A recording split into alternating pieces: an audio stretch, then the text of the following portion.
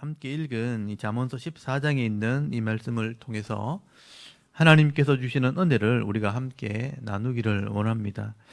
여러분이 잠언서 14장에 있는 이 말씀은 하나님 말씀을 통해서 지혜를 얻은 지혜자의 삶과 또 이 하나님 말씀을 거절함으로 욕심에 이끌려서 어리석은 자의 삶을 살아가는 미련한 자의 삶을 대조하면서 설명을 하고 있습니다.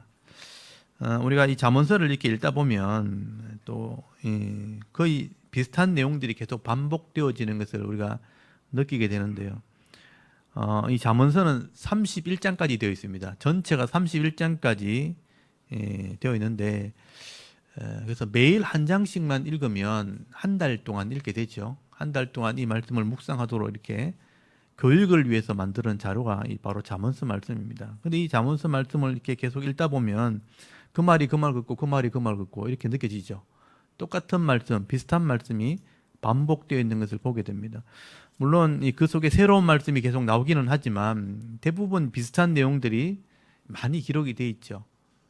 그래서 지혜로운 자, 미련한 자, 의인과 악인, 부지런한 자와 게으른 자, 정직한 자와 속이는 자, 이런 내용들이 비교하면서 계속 반복이 되어 있습니다. 사실 이 지혜자 솔로몬은 왜 이 잠언의 말씀을 이렇게 반복해서 기록을 해놓았는가 하면 매일매일의 삶을 살다 보면요, 이걸 듣기는 듣는데 우리가 계속 잊어버리는 거죠.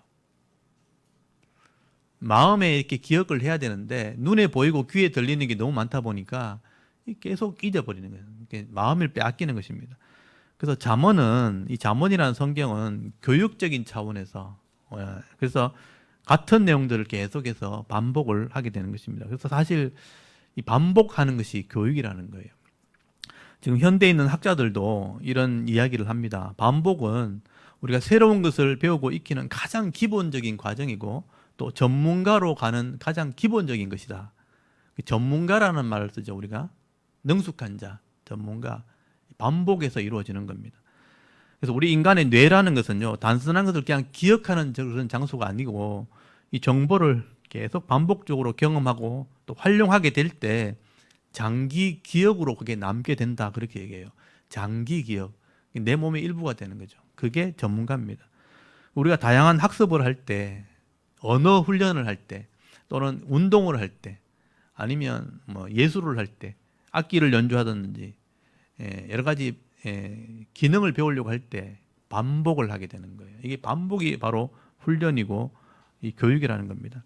그래서 이제 전문가들은 그렇게 얘기해요. 10년을 반복하면 전문가의 반열에 올라가고 20년을 반복하면 명인의 반열에 올라간다, 그런 말을 합니다.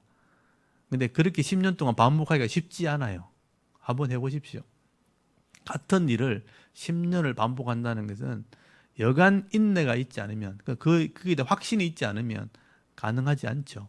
근데 반복이 중요한데 반복을 잘 못하니까 전문가가 되지 못하는 거예요. 그렇게 되는 사람은 극히 일부입니다.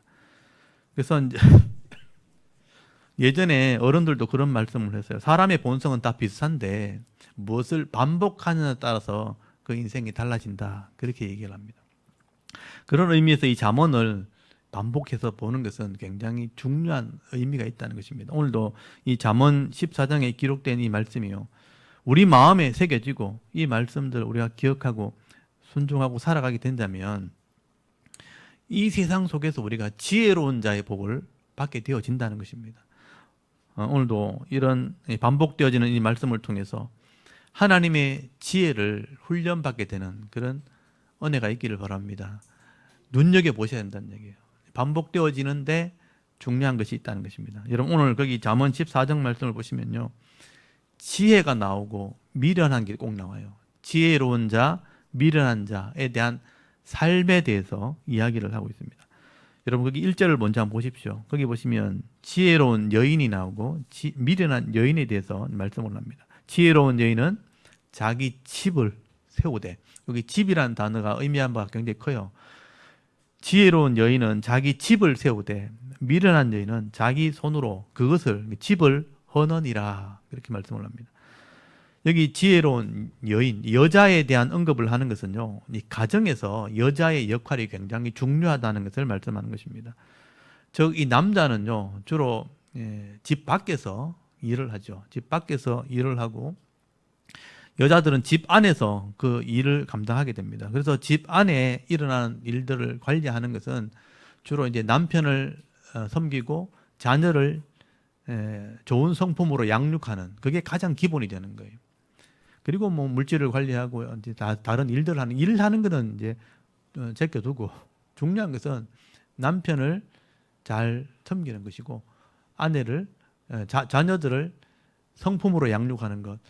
그래서 이스라엘 사람들은 이 남자의 역할과 여자의 역할이 완전히 다르다고 생각하거든요. 성경에 나오는 유대인들의 지혜는, 남자는, 아버지는 이제 지능에 영향을 미치고 어머니는 성품에 영향을 미친다고 봅니다. 그래서 IQ, EQ라는 말을 써요. IQ는 아버지가 담당을 하고 EQ는 어머니가 담당을 한다.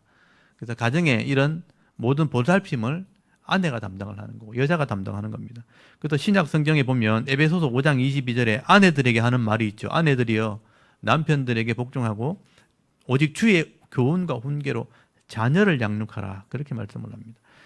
여러분, 여인들이 하나님 말씀을 잘 배워서 이런 믿음으로 여인의 사명을 감당하게 되어지면 그 집이 세워진다는 거예요.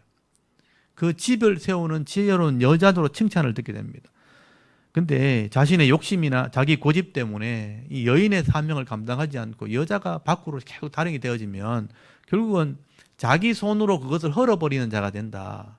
그렇게 말씀을 하는 겁니다. 여러분, 가정에서 여자의 역할의 이 중요성을 얘기하는 것이죠. 앞으로 제가 잠언을 나누다 보면 이런 말씀이 계속 나오게 될 겁니다. 지금 14장이지만 앞으로 남은 장이 한 절반 정도 남아 있거든요. 앞으로 여인에 대한 이야기들 제일 많이 나오게 될 텐데, 여인의 사명에 대해서 계속 말씀을 나누게 될 거고요. 특별히 대표적으로 나오는 게 잠언서 31장에 나오는 말씀이에요. 여러분, 잠언서 31장 10절에 보면 가정을 세우는 현숙한 여인에 대해서 기록을 하고 있어요. 그 현숙한 여인이 얼마나 귀한 여자인가 하면서 그 현숙한 여자가 하는 그 사역들을 자세히 설명이 되어 있습니다. 그러니까 여기는 단순히 오늘 집을 세운다라고 되어 있지만 거기는 집을 세우는 게 뭔지를 설명을 해놨어요. 그래서 지금 이 시간에는 이 여인을 중심으로 이렇게 설명한 장이 아니기 때문에 다 설명을 드리지는 못하지만 잠언 31장 10절 이하를 나중에 한번 읽어보십시오. 그래서 현숙한 여인에 대한 이야기, 그러니까 가정을 세우는, 집을 세우는 여자가 결국은 남편에게 칭찬을 듣게 되고 자녀들에게는 존경을 받게 된다. 또 하나님에 의해서 사람들에게 칭찬받는 존재가 된다라고 설명을 하게 됩니다. 앞으로 이런 내용들을 또 자세히 살필 겁니다.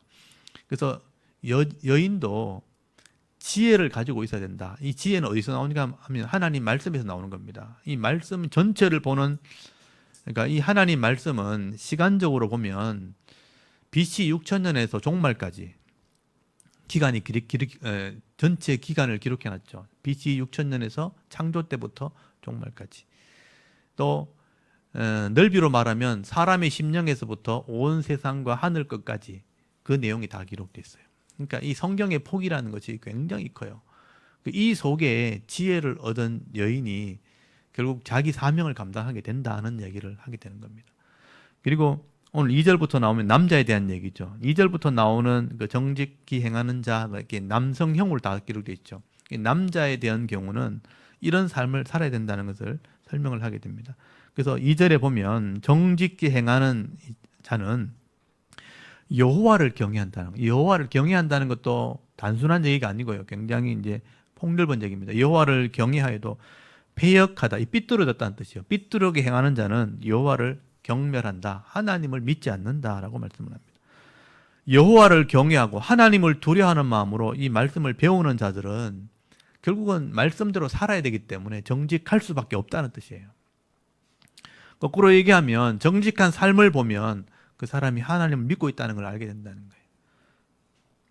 여러분, 이 악한 세상 속에서 누가 시키지 않는데도 바르게 살 수 있겠는가?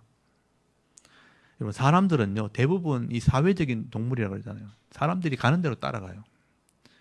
사람들이 행하는 대로 따라가고 생각하는 대로 따라가려고 하는 습성이 있는 거죠. 근데 기준이 있는 사람들은 따라가지 않는 거예요.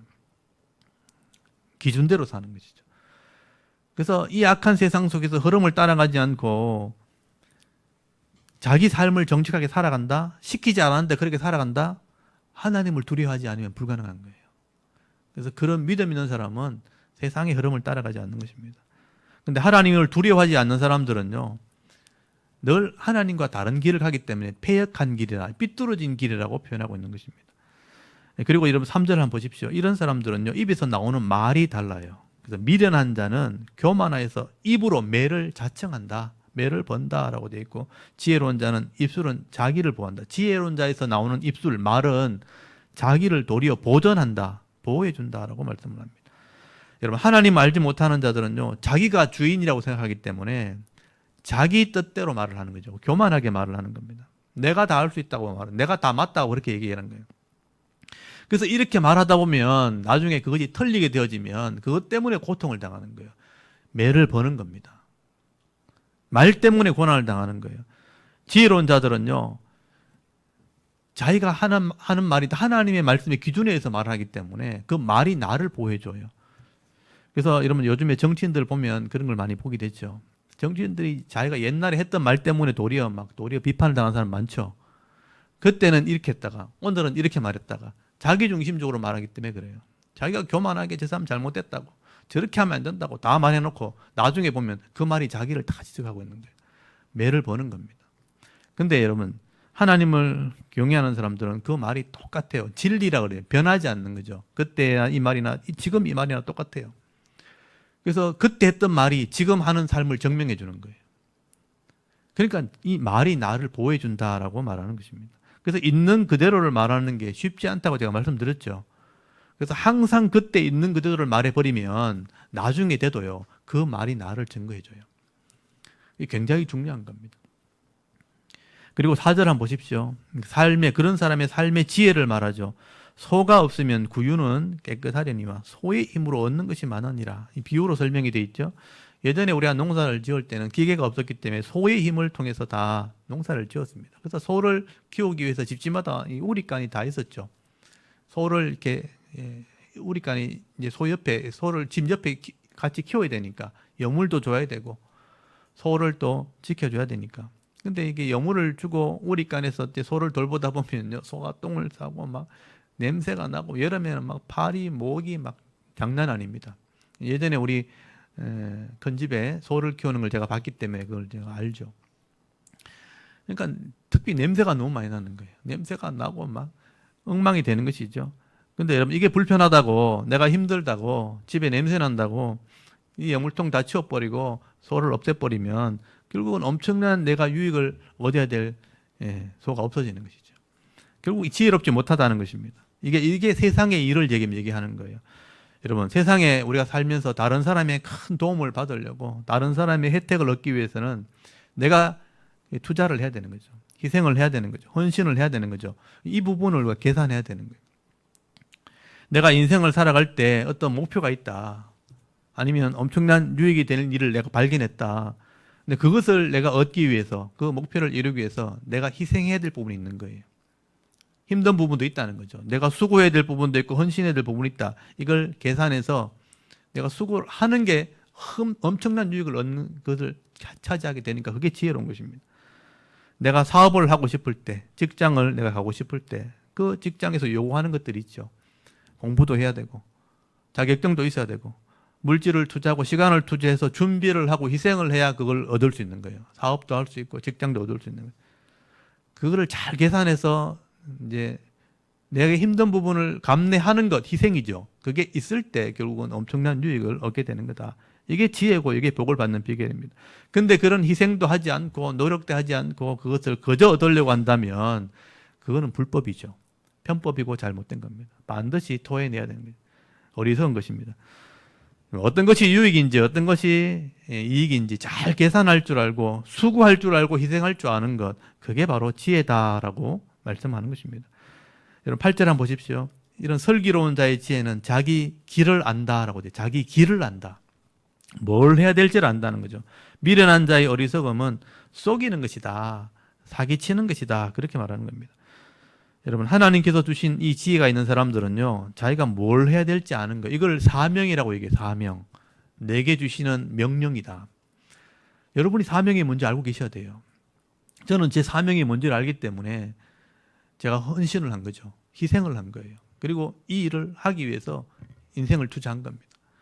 그래서 많은 사람의 유익이 되기도 하지만 저도 유익이 되는 거죠. 여러분은 목사라는 사명은 없잖아요. 그렇지만 직장 생활하면서 사업을 하면서 여러분이 사명이 있는 거예요. 그 속에서 만날 사람들과 그 속에서 만나는 일들을 하면서 하나님의 뜻을 이루어 드리는 사명이 분명히 있는 겁니다.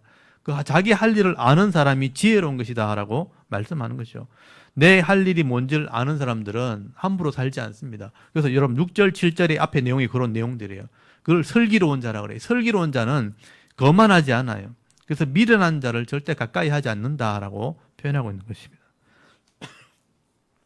그런데 미련한 자들은요, 거만하게 하나님 말씀을 듣는 것보다 사람의 말을 자꾸 따라가요. 이거 좋다 저거 좋다 하면 사람 말 따라가는 거예요.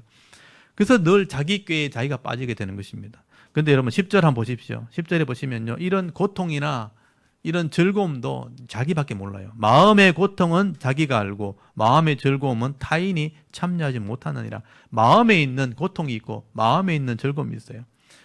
미련한 사람은 악을 행하다가 고통을 당하고, 지혜로운 사람은 말씀대로 살다가 마음의 즐거움을 누리게 되는 거예요. 근데 이거는 다른 사람은 몰라요. 자기밖에 모른다는 거예요. 이 말은 지혜로운 자가 누리는 즐거움도 미련한 자가 당하는 이 고통도 결국 자기가 알기 때문에, 다른 사람은 그건 알아주지 못하기 때문에 자기가 그걸 결정을 해야 된다는 뜻입니다. 그래서 내 마음에, 여러분의 마음에 내가 무엇을 담아야 되는가, 내가 어떤 말을 해야 되는가, 어떤 삶을 살아야 될 것인가, 내가 어떤 마음의 결정을 해야 되는가, 이게 내가 결정하고 내가 그것을 누린다는 것입니다. 그게 삶의 지혜고 그게 삶의 은혜인데 쉽지가 않다는 거예요. 그래서 여러분 15절 한번 보십시오. 어리석은 자는 어떻게 돼요? 온갖 말을 믿는다고 되어 있어요. 어리석은 자는 판단력이 없어요. 그냥 속에서 하는 얘기도 유익되게 들리는 거예요. 어리석은 자는 온갖 말을 믿어요. 근데 슬기로운 자는 어때요? 자기 행동을 삼가느니라. 삼간단 말은 분별한다는 거예요. 지혜로운 자는 두려워하여 악을 떠나나 어리석은 자는 방자하여 스스로 믿느니라. 분별력이 없다는 뜻입니다. 어리석은 자는요, 욕심에 이끌려 사는 사람이에요.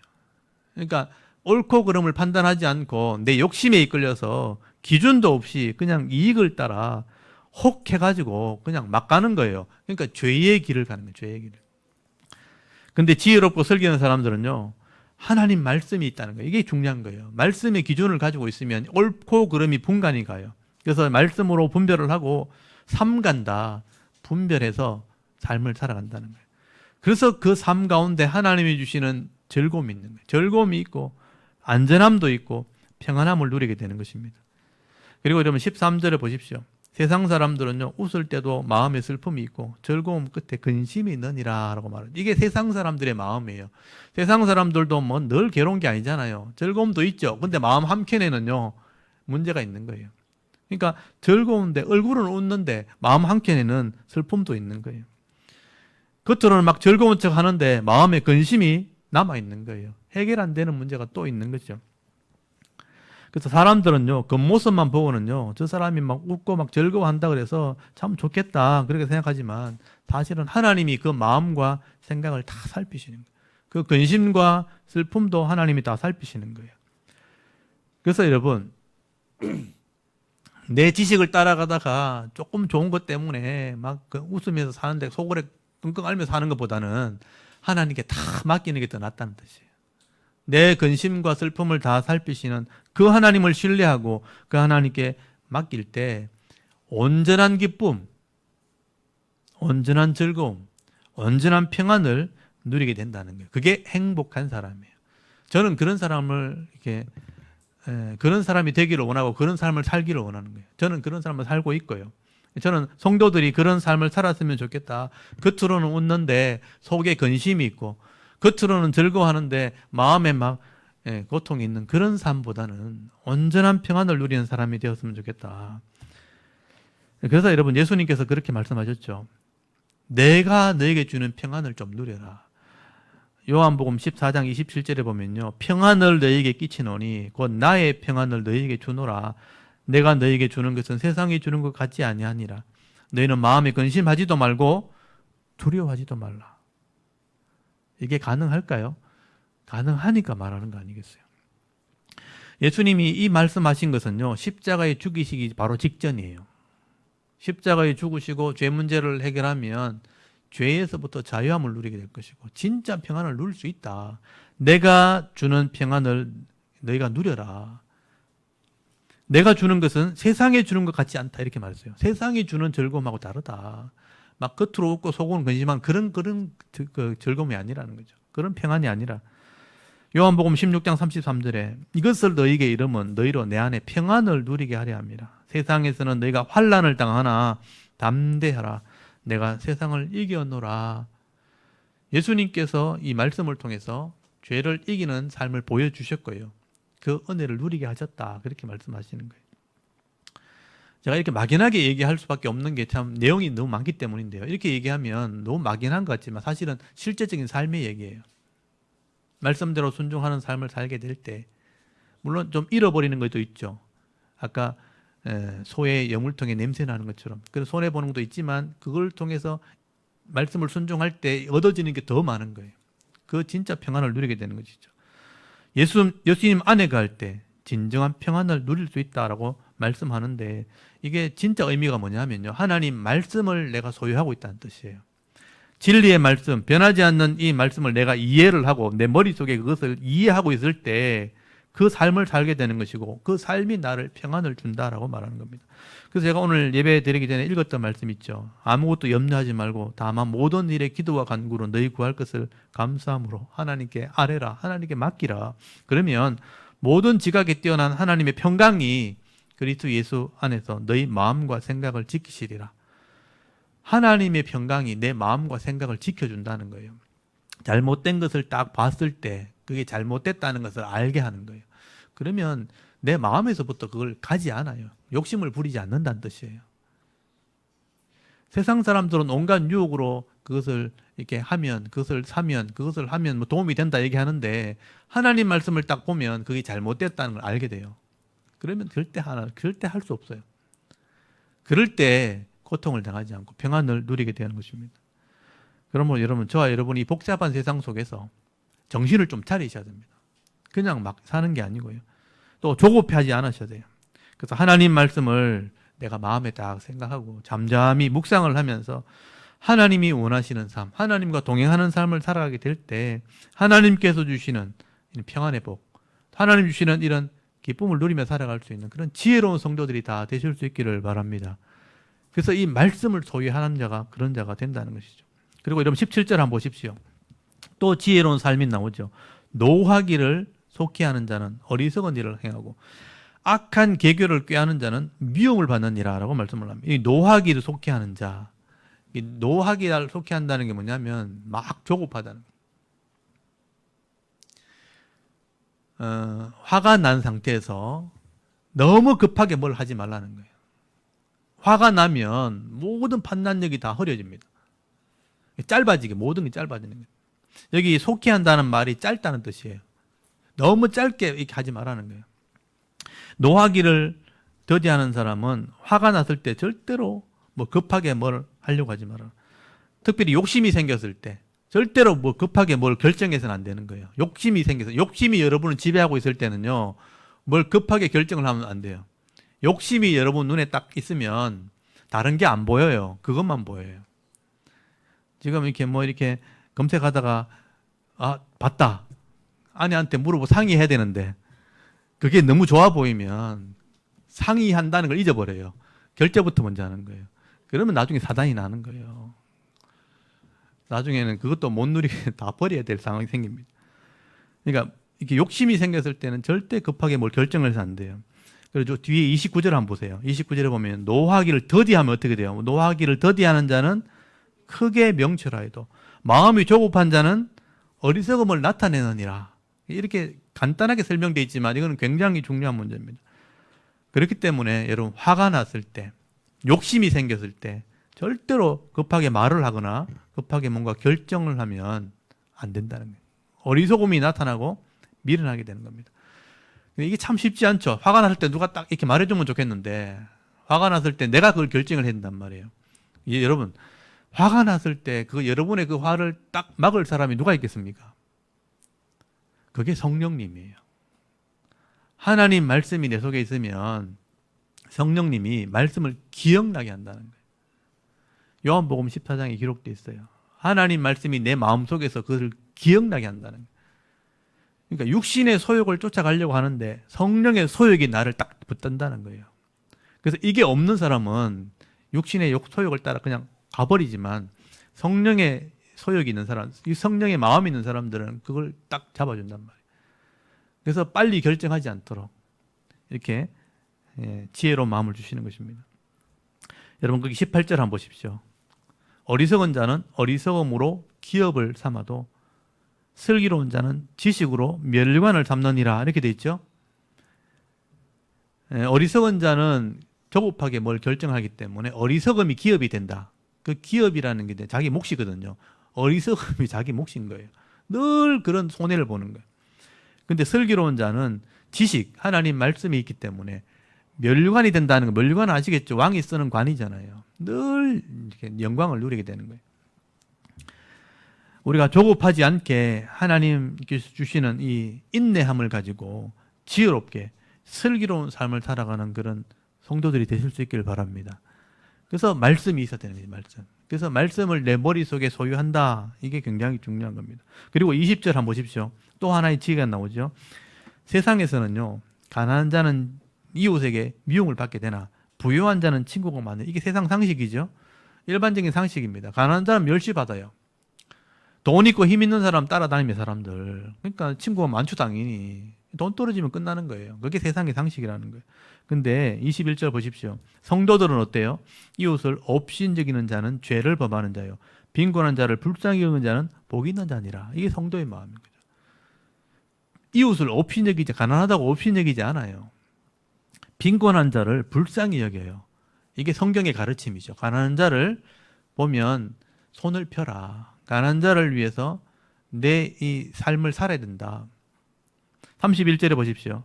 가난한 사람을 학대하는 자는 그를 지으신 이를 멸시하는 자요. 궁핍한 사람을 불쌍히 여기는 자는 주를 공경하는 자니라. 그를 지으신 분이 하나님이죠. 또 주님, 하나님 말씀을 가르쳐 주신 분이 하나님이 우리 주님이죠. 그래서 세상 사람들은 하나님을 모르기 때문에 사람들을 자기 기준에서 그냥 멸시를 하는 거예요. 자기 기준에서 나보다 못하다는 거예요. 그럼 멸시를 합니다. 근데 하나님을 믿고 하나님을 경외하는 사람들은요, 똑같은 하나님의 사람으로 생각하는 거예요. 그냥 공경하는 거죠. 모든 생명을 귀하게 여기는 겁니다.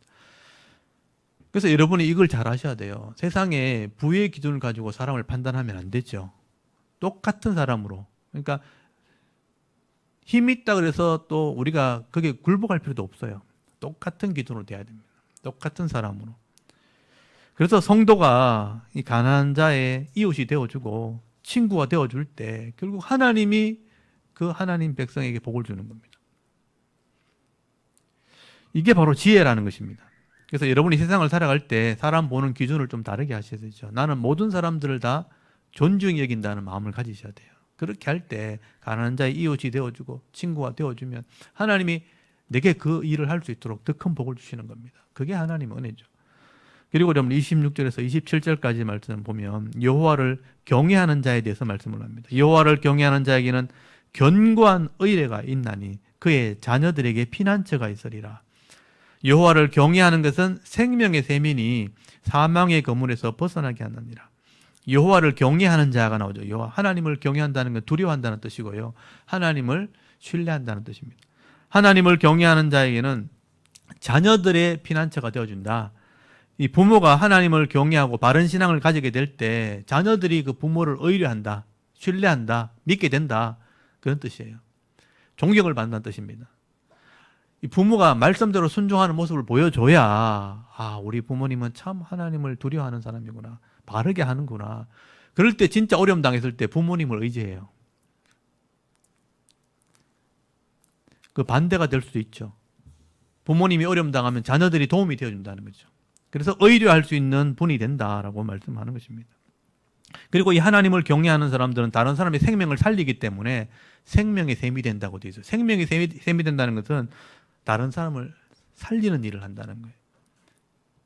그래서 여러분 28절을 보시면요. 이런 하나님을 경외하는 자들이 지도자가 되어지면, 왕이 되어지면 많은 백성이 따르게 됩니다. 그래서 백성이 많은 것은 왕의 영광이라고 되어 있죠.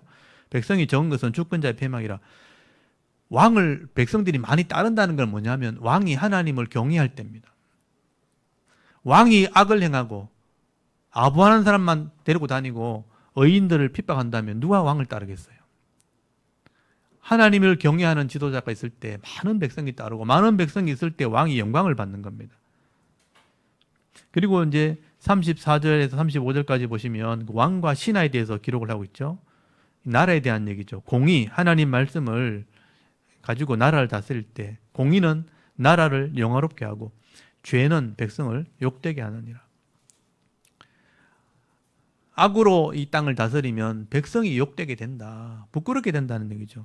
슬기롭게 행하는 신하는 왕에게 은총을 입고 욕을 끼치는 신하는 그의 진노를 당하느니라. 슬기롭게 행하는 신하, 충성스러운 신하죠. 그리고 욕을 끼치는 신하, 자기 욕심대로 권력을 차지하려고 하는 신하죠. 이런 사람들은 왕의 진노를 당하게 된다. 심판을 받게 된다. 이게 정치에 대한 얘기입니다. 사실은. 왕은 공의로 이 하나님 말씀으로 이 땅을 다스려야지 하나님이 그 나라에 복을 주시는 거죠. 또 신하는 하나님을 경외하는 마음으로 왕을 섬겨야 자기도 은총을 받게 되는 겁니다. 나라도 세워질 뿐 아니라. 그래서 이런 나라가 되도록 우리가 기도하셔야 되는 거죠. 우리가 지금 이 나라가 되어지는 걸 볼 때 마음에 참 힘들죠. 실망도 되고 어떻게 하면 이 나라가 좀 어려움을 당할 수 있겠구나 하는 두려움도 생기는 겁니다. 그때 하나님께 우리가 기도하셔야 돼요. 제가 정치인이 아니기 때문에, 목사이기 때문에 제가 뭐 이렇게 피켓을 들고 데모하러 갈 수는 없잖아요. 그렇게 할 수 있는 여건이 되시는 분들은 하면 좋겠죠. 그렇지만 저는 기도할 수밖에 없는 겁니다. 또 하나님 말씀으로 가르칠 수밖에 없는데 나라를 위해서 우리가 기도를 해야 되는 겁니다. 하나님께 맡기고 기도할 때 하나님을 경외함으로 이 공의로 이 나라를 다스리는 왕이 세워질 수 있도록, 그런 지도자가 세워질 수 있도록 여러분 기도하셔야 되는 거죠. 또 이 말씀대로 왕을 섬기는 이 신하들, 그러니까 공직자들, 말씀대로 이 나라를 섬기는 공직자들이 나오도록 기도하셔야 돼요. 지금 이 대선을 두고 막 이렇게 공약을 하고 이렇게 토론하는 거 들어보면 여러분 구분 되시죠? 아, 바르게 하는 사람은 결국 이렇게 드러나는구나. 또 악하게 하는 사람은 이렇게 드러나는구나. 근데 하나님이 그런 사람을 통해서 일하시도록 기도하셔야 되는 거예요. 그러면 백성이 평안을 누리게 되는 것입니다. 이 나라를 위해서 그렇게 기도하시고요. 또 오늘 제가 마지막으로 30절에 보면 여러분에게 주시는 말씀, 30절 말씀을 줄을 쳐놓으시고요. 우리 개인에게, 각 개인에게 주시는 말씀으로 새겨 넣었으면 좋겠습니다. 평온한 마음은 육신의 생명이나 시기는 뼈를 썩게 하느니라. 이 평온한 마음이 뭐냐 하면요, 건강한 마음, 건전한 마음, 그러니까 바른 마음, 이런 뜻이에요. 여러분, 우리 사람의 마음 속에는요, 죄성이란 게 있어요. 죄성이란 게 있어서 우리 사람의 마음 속에는 악이 존재하고 있습니다. 악을 가르치지 않아도 우리 속에 악이 존재하고, 이게 죄성이에요. 죄성. 죄에서부터는 성품이에요. 그래서 예레미야서 17장 9절에 보면요, 만물보다 거짓되고 심히 부패한 것이 사람의 마음이라고 기록이 되어 있어요. 사람의 마음이 그렇게 죄악이 가능한 거예요. 그래서 이 사람의 마음을요, 악한 대로 그냥 내버려 두면, 누구 다 이렇게 간섭하지 않고 네 마음대로 살도록 그냥 내버려 둬버리면요, 이 사람의 마음에 온갖 것이 다 나오는 거예요. 여러분, 로마서 1장 29절에서 31절까지 말씀해 보면요, 사람의 마음이 부패하기 때문에 욕심대로, 그 상한 마음대로 그냥 내버려 두면 뭐가 나오냐? 모든 불의, 추악, 탐욕, 악의가 가득한 자요, 시기, 살인, 분쟁, 사기, 악독이 가득한 자요, 수군수군하는 자요, 비방하는 자요, 하나님께서 미워하시는 자요, 능욕하는 자요, 교만한 자요, 자랑하는 자요, 악을 도모하는 자요, 부모를 거역하는 자요, 우매한 자요, 배악한 자요, 무정한 자요, 무자비한 자라. 그렇게 기록이 돼 있어요. 성경이 그렇게 기록을 하고 있어요. 우리가 내 욕심도 그냥 내버려 두면, 마음대로 할 수 있도록 그냥 내버려 두면 이런 게 나온다는 거예요. 교만해지고 악해지고 부모를 거역하고 배약한다는 건 약속을 계속 어기고 약속을 안 지켜요. 약속을 안 지키고 무정하다, 무자비하다, 사랑이 없어진다는 뜻이에요. 악한 생각, 시기, 나중에 살인, 분쟁, 악을 도모하는 자가 되어진다. 근데 여러분, 우리가 예수를 믿고 하나님 말씀을 깨닫고 우리가 죄인인 걸 깨닫고 회개하게 되어지면요, 성령이 우리 속에 오시는 거예요. 하나님 마음이 내게 오셔서 이 마음들의 이 죄를 다 갈라내는 거예요. 이 잘못됐고 이 더럽고 추하고 이런 걸 다 가려내는 거예요. 우리 회개하는 마음으로 하나님께 마음을 맡기면 성령의 마음이 오셔서 내 마음에 그런 마음을 주는 거예요. 그래서 솔로몬이 말하는 지금 이 건전한 마음이 바로 그거예요. 성령이 오셔서 죄를 이기는 마음을 주는 거예요.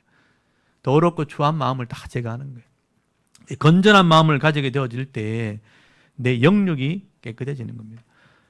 그리고 그러므로 우리가 하나님 말씀으로 내 마음에 이렇게 새겨 놓으면 성령 하나님이 이 말씀을 따라 믿음으로 사는 은혜를 베풀어 주시는 거죠.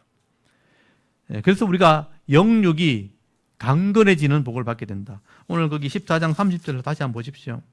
이런 건전한 마음을 가지게 되어지면, 평온한 마음을 가지게 되면 육신의 생명이다, 이렇게 표현되죠. 육신의 생명, 영육이 강건해진다라고 말하는 것입니다. 그래서 영혼이 잘 되고 범사가 잘 되고 강건케 된다. 이게 이제 요한 3서에 나오는 복이거든요. 영혼이 잘 되고 범사가 잘 되고 강건케 된다. 이게 우리 영혼에 주시는, 육신에 주시는 복이라는 겁니다. 근데 우리가 세상 사람들처럼 조급한 마음에 시기하고 질투하는 마음을 내가 마음에 품게 되어지면 뼈가 썩게 된다. 30절 끝에 나오죠. 시기는 뼈를 썩게 하느니라. 뼈를 썩게 한다는 게 뭐냐면 몸과 마음이 고통을 당하는 거예요. 겉은 멀쩡한데 속이 썩어 들어가요. 그래서 망하게 되는 겁니다. 그래서 예수님께서 말씀하셨죠. 나는 마음이 온유하고 겸손하니 내 멍에 이 하나님 말씀을 메고 내게 배우라. 그리하면 너희 마음이 쉼을 얻으리라. 마음이 쉼을 얻게, 마음이 안전하게 된다는 거예요. 마음이 평안을 누리게 된다는 거죠. 그게 진짜 복입니다.